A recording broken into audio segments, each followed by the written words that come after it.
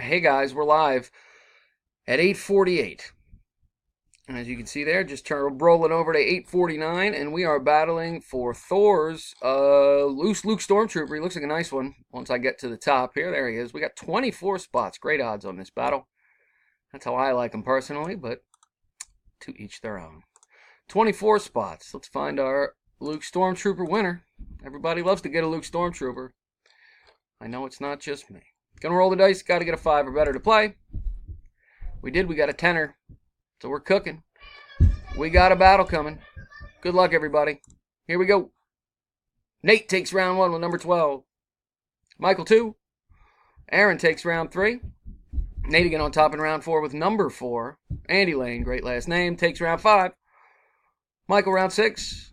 Mark 7. Brandon takes round 8.